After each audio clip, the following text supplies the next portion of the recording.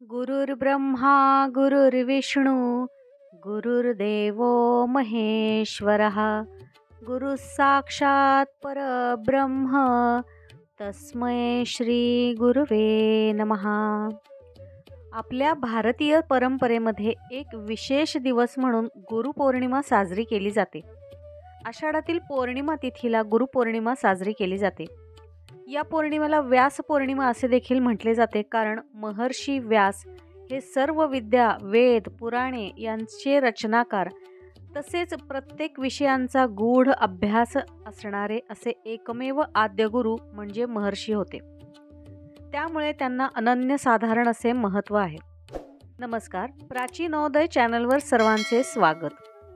उद्याच गुरुपौर्णिमा आहे आणि गुरुपौर्णिमा हा दिवस आपल्या गुरूंवर मायारूपी प्रेम, आदर, श्रद्धाभाव आणि अंतःकरणपूर्वक भक्तीचा वर्षाव करून त्यांच्या कृपादृष्टीचा आणि करुणामयी आशीर्वाद मिळवण्याचा दिवस म्हणजे गुरुपौर्णिमा. हा दिवस प्रत्येक भक्तासाठीच खूप विशेष आहे. आयुष्याच्या प्रत्येक क्षणात आपले गुरु आपल्याला जी मोलाची शिकवण, उपदेश आणि खरी साथ देत असतात त्याबद्दल कृतज्ञता व्यक्त करण्याचा दिवस म्हणजे गुरुपौर्णिमा. धार्मिक, शैक्षणिक, सामाजिक प्रत्येक स्तरावर आपल्याला गुरु मिळतात. त्या प्रत्येक गुरूंना त्रिवार आभार मानण्याचा दिवस म्हणजेच गुरुपौर्णिमा. तसे तर आई ही पहिली गुरु असते असे म्हणतात.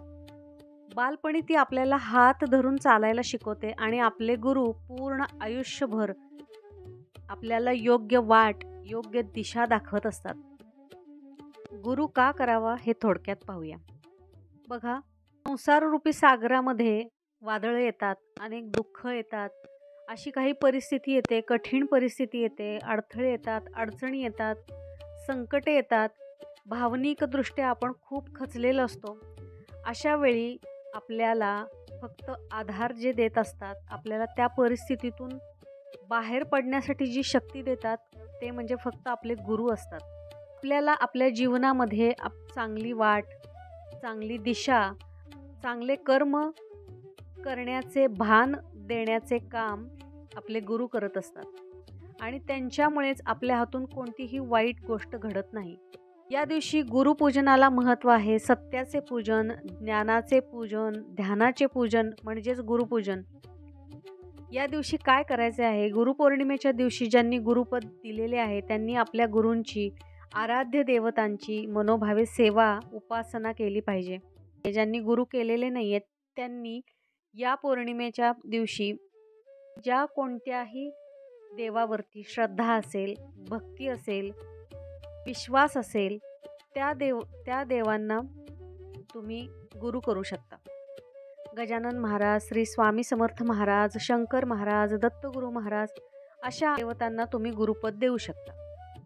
या दिवशी काय करायचे आहे? या दिवशी लवकर उठून शुचिर्भूत होऊन जर तुमच्याकडे तुमच्या गुरूंची मूर्ती असेल, फोटो असेल, त्याला पंचामृताने अभिषेक करायचा आहे. अभिषेक करत असताना तुम्हाला त्यांचे कोणते स्तोत्र येत असेल, पुरुष सूक्त, श्री सूक्त, व्यंकटेश स्तोत्र, विष्णू सहस्त्रनाम, तारक मंत्र किंवा ज्या कोणत्या देवतेचे तुम्ही गुरुपद दिलेले आहे त्या देवतांचे नामस्मरण करायचे आहे.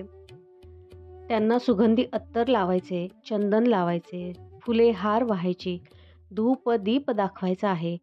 त्यांची आरती करायची आहे. आपल्या गुरूंच्या आवडीच्या पदार्थांचा, मिठाईचा, फळांचा, अगदीच काही नाही जमले तर तुमच्या घरामध्ये जो काही तुम्ही स्वयंपाक बनवला असेल त्याचा नैवेद्य दाखवावा. आज तुमच्याकडे जे कोणतेही ग्रंथ असतील त्यांचे पूजन देखील करायचे आहे.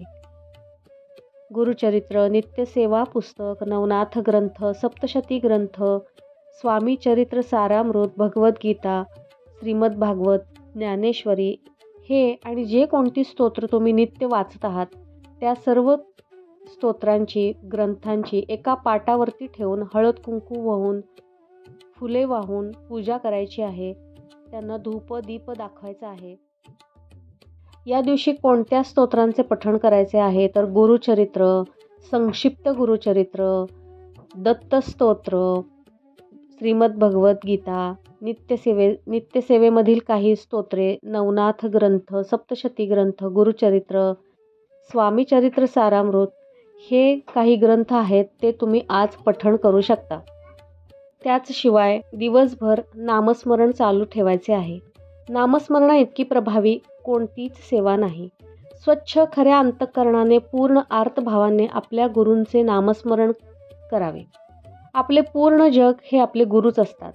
त्यामुळे जिकडे तुम्ही जाल तिकडे ते आपल्या पाठीशी सदैव असतात आणि आपल्या लेकरावरती जशी आईची सतत नजर असते, आपले बाळ गर्दीत हरवू नये, घराच्या बाहेर कोणताही त्याला त्रास होऊ नये म्हणून ती जशी काळजी घेत असते, तसेच आणि किंबहुना त्याहीपेक्षा जास्त आपले गुरु आपली काळजी घेत असतात.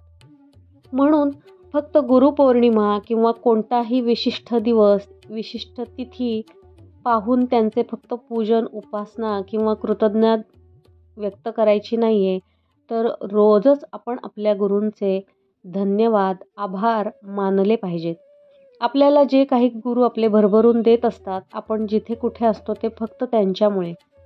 त्याबद्दल त्यांना धन्यवाद तर द्यायचेच आहेत, पण त्याचबरोबरीने आपल्या हातून कळत न कळत कधी वाईट कर्म घडले असतील, काही वाईट विचार येत असतील, त्याबद्दल त्यांची मनोभावे माफी देखील मागायची आहे.